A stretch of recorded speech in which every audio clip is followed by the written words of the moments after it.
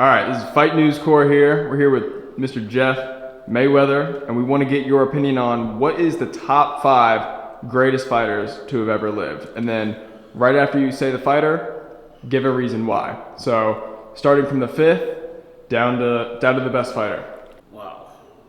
I would say probably Julio Cesar Chavez. Okay. Great fighter. Beat a lot of the top fighters, and was 100 and what?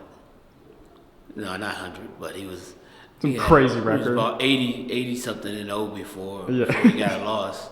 Yeah. But and I mean, he wasn't just a typical fighter he fought a lot of Mexican fighters to build his record, but he proved himself. Once he got to the highest level, he still continued to prove himself. Yep. And so I think that he should be on that list. That's and fair. of course you have let me see. Then I would say number 4th, I would say probably I want to put him higher, but there's so many great fighters out there that I can't just throw him on top. Pernell Whitaker. Okay.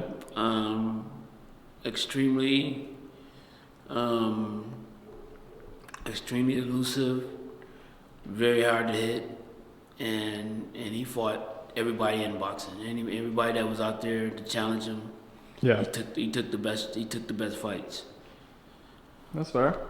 Let me see. Yeah, number 3. Number 3. I would say probably Ray Robinson. Everybody says he's the greatest fighter of all time, but but I mean, it all depends, you know. I mean, he fought in an era where basically he padded his record just like everyone else, but I mean, but still to be able to beat, you know, almost 200 people without a loss. I mean, you got to be great. Yeah, that's insane. I mean, that's nuts. What I got him at? That's number 3. Okay. So number 2, Jeff? Is Jeff Mayweather? No, not me. definitely not me. Okay, all right. We're going up the ladder, right? Yeah, so I mean, number 2 is the second best to ever live. Okay. I would say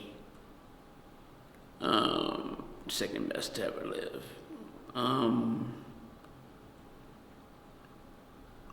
I would say Muhammad Ali.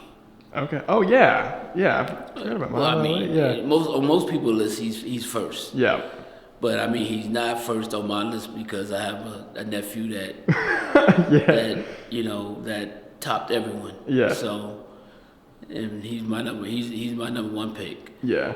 But Muhammad Ali, I mean, he's bigger than boxing. Bigger than boxing would ever be. I mean, just on the things that he stood for, and things that he stood for that had nothing to do with boxing. Right. You know, he was out there, and basically, you know, he was a man that was ready to die. Yep. You know, it didn't care about the championships, didn't care about none of that stuff, and basically, you know, and that's the reason why he is as big as he is. I mean, he's a great fighter, of course.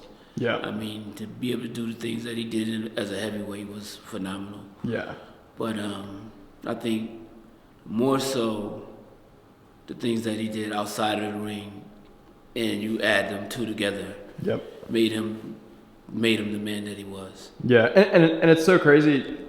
Like, I was even thrown off guard about Muhammad Ali because it's like you said, he's bigger than boxing. Like, I don't even think of him as a boxer in a way. Like, obviously, you know, he's one of the best, but when I think Muhammad Ali, boxing's not even the first thing that comes to mind. Right. It's more so the movement. Yeah. So, yeah, it's a good pick. Yeah. I mean, and that's why I picked Floyd for boxing.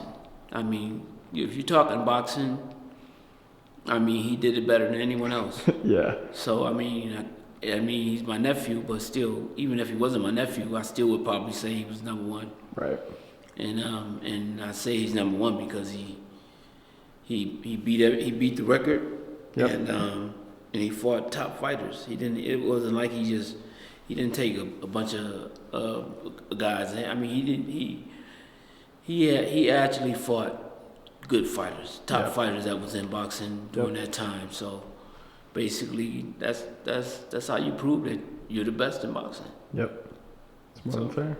All right, Jeff. Thank you. Yes, thank you.